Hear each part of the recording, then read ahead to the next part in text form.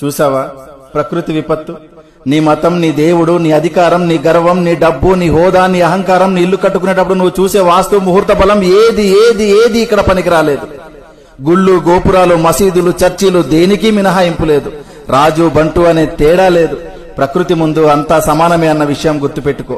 వాస్తవానికి ఒక పేదవాడి ఇల్లు కూలితే మహా అయితే చిన్న చిన్న గాయాలు మాత్రమే. అదే ధనవంతుడి ఇల్లు కూలితే కనీసం శవం కూడా దొరకదు. ఇది గుర్తుపెట్టుకో.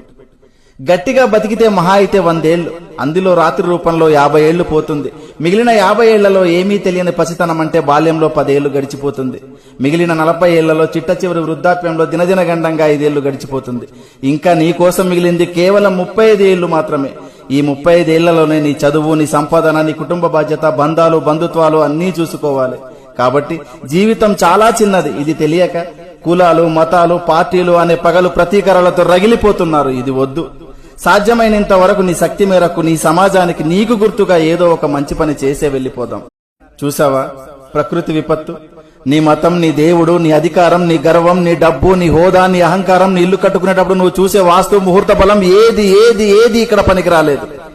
గుళ్ళు, గోపురాలు, మసీదులు, చర్చిలు దేనికి మినహాయింపు లేదు. రాజు, బంటు అనే తేడా లేదు. ప్రకృతి ముందు అంతా సమానమే అన్న విషయం గుర్తుపెట్టుకో.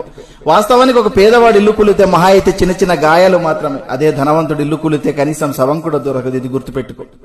గట్టిగా బతికితే మహా అయితే 100 ఏళ్లు, అందులో రాత్రి రూపంలో 50 ఏళ్లు పోతుంది. మిగిలిన 50 ఏళ్లలో ఏమీ తెలియని పసితనం అంటే బాల్యంలో 10 ఏళ్లు గడిచిపోతుంది. మిగిలిన 40 ఏళ్లలో చిట్ట చివరి వృద్ధాప్యంలో దినదిన గండంగా 5 ఏళ్లు గడిచిపోతుంది.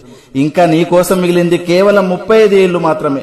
ఈ 35 ఏళ్లలోనే నీ చదువు, నీ సంపాదన, నీ కుటుంబ బాధ్యత, బంధాలు, బంధుత్వాలు అన్నీ చూసుకోవాలి. కాబట్టి జీవితం చాలా చిన్నది. ఇది తెలియక కులాలు, మతాలు, పార్టీలు అనే పగలు ప్రతీకారాలతో రగిలిపోతున్నారు. ఇది వద్దు. సాధ్యమైనంత వరకు నీ శక్తి మేరకు నీ సమాజానికి నీకు గుర్తుగా ఏదో ఒక మంచి పని చేసే వెళ్లిపోదాం.